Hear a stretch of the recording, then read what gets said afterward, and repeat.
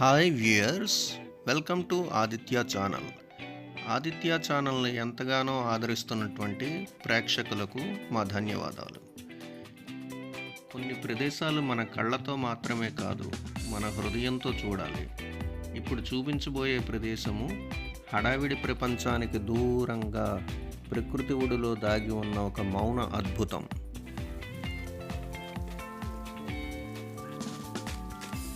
పచ్చని చెట్లు, చిన్న చిన్న గ్రామాలు, మట్టి దారుల మీదుగా సాగే ప్రయాణము, ప్రతి అడుగులో ప్రకృతి మనతో మాట్లాడుతున్నట్లు అనిపిస్తూ ఉంటుంది.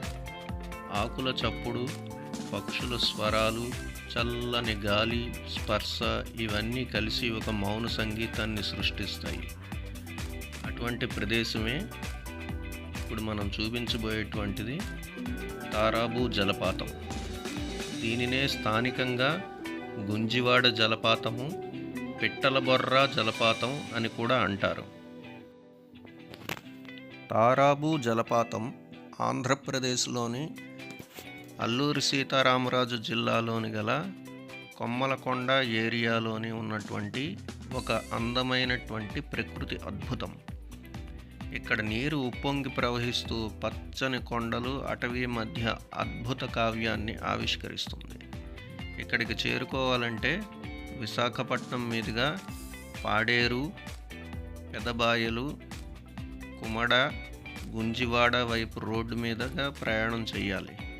ఇక్కడి నుంచి 20-30 నిమిషాల పాటు ట్రెక్కింగ్ చేయాలి.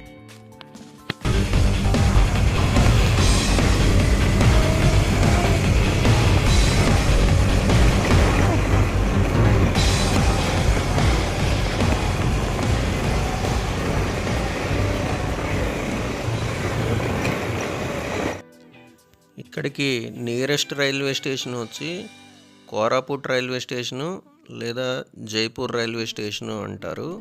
ఇది 100 కిలోమీటర్ల దూరంలో ఉంటుంది. Nearest airport Visakhapatnam airport. Tarabu జలపాతం నుంచి 180 నుంచి 200 కిలోమీటర్లు దూరంలో ఉన్నది.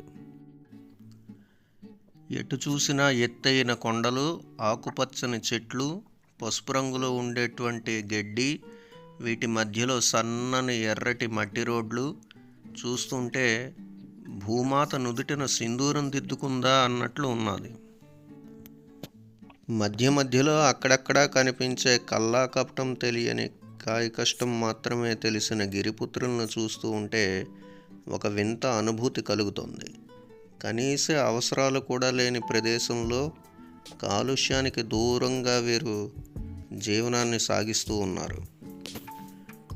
తారాబు జలపాతం ఇంకా పూర్తిగా టూరిజం ప్రభావానికి లోను కాకుండా దాగి ఉన్నటువంటి జలపాతం. చుట్టూ ఉన్న అడవులు, కొండలు ఈ ప్రాంతాన్ని ఎంతో ప్రశాంతంగా ఉంచుతాయి. ఇక్కడ సుమారు 150 అడుగుల ఎత్తు నుంచి జలధార కిందకు పడుతూ ఉంటుంది. వర్షాకాలంలో నీటి ప్రవాహం చాలా ఉధృతంగా ఉంటుంది. ఈ ప్రాంతానికి చేరుకోవాలి అంటే అడవుల మధ్య ట్రెక్కింగ్ చేయాలి. ఈ ప్రయాణం ఒక సాహస యాత్ర లాంటిది. ఈ ప్రాంతం జీవ వైవిధ్యానికి, గిరిజన గ్రామాల సంస్కృతికి ప్రసిద్ధి. వారి సహజ జీవన శైలిని ఇక్కడ దగ్గరగా చూడొచ్చు. ఇక్కడ మీరు చూస్తున్నది కొండ నుంచి క్రిందకి దిగుతున్నటువంటి దృశ్యం. చూడండి ఎంత లోతుగా ఉన్నదో కొండ. అటువంటి కొండ నుంచి క్రిందకి దిగితే మనకి ఒక వాగు లాంటిది కనబడుతుంది. మీరు చూస్తున్నారు కదా, ఇక్కడ అన్నీ కూడా రాళ్లతో నిండి ఉంది. ఏమాత్రం జారినా కూడా క్రింద లోయలో పడిపోయేటువంటి అవకాశం ఉన్నది. ఇక్కడ కనీస సదుపాయాలు కూడా లేవు. బండి గట్ట ప్యాచ్ అయినట్టు అయితే ఇంకా ఆ బండి వదిలేసి వెళ్ళిపోవడమే తప్ప ఇంకెక్కడికి వచ్చేటువంటి వాళ్ళు కూడా ఎవరు ఉండరు. మీరు చూస్తున్నారు కదా ఎంత లోయ ఉన్నదో. అదిగో కనిపిస్తున్నది వాగు. ఆ వాగు దాటి ఇంకొక 1/2 అవర్ ట్రెక్కింగ్ చేస్తే మనకి తారాబు జలపాతానికి చేరుకుంటాం. ఇదిగో చూస్తున్నారు కదా వాగు. ఈ వాగులోని బైక్ స్ట్రక్ అయిపోయింది. దీన్ని తోయడానికి చాలాసేపు పట్టింది మనకి. బైక్లోకి కనుక నీళ్లు వెళ్ళిపోయినట్టయితే బైక్ ఇంకా పక్కన పడేయాల్సిన పరిస్థితి. కాబట్టి ఫుల్ రైజింగ్లో పెట్టి బండి ఎక్కడ ఆపకుండా బండిని ముందుకు తోసుకుంటూ తీసుకెళ్ళడం జరిగింది. వర్షాకాలంలో ఈ వాగు తాలూకా ఉధృతి చాలా ఎక్కువగా ఉంటుంది. కాబట్టి అటువంటి సమయాల్లో ఇక్కడికి రాకపోవడమే మంచిది.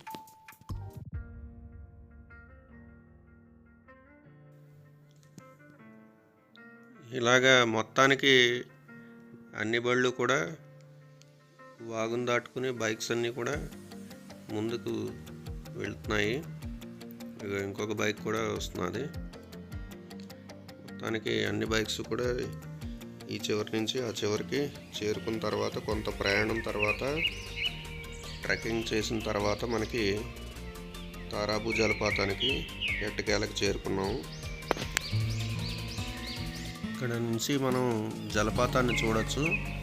ఈ జలపాతానికి తారాబు అనేటువంటి పేరు ఎలా వచ్చింది అంటే, తారా అంటే నీరు, ప్రవాహము, మెరుపు అని ఇక్కడ స్థానికుల భాషలోని అర్థము. భూ అనేటువంటిది అక్కడ దూరం నుంచి నీరు పడి వచ్చేటువంటి శబ్దం కనుక దీన్ని తారాబు అని ఇక్కడ స్థానికులు పిలిచారు. చాలా ఎత్తు నుండి గర్జన లాంటి శబ్దంతో నిరంతరం నీరు పడుతూ ఉంటుంది. కాబట్టి మెరుపు ఏ విధంగా అయితే ముందు దాని తాలూకా వెలుతురు కనబడి తర్వాత శబ్దం అన్నది వస్తుందో, ఇది కూడా అంతే. ఫస్ట్ దీని తాలూకా శబ్దం వినిపించి తర్వాత ఇది కనిపిస్తూ ఉంటుంది. కాబట్టి దీన్ని తారాబు అని పిలిచారు.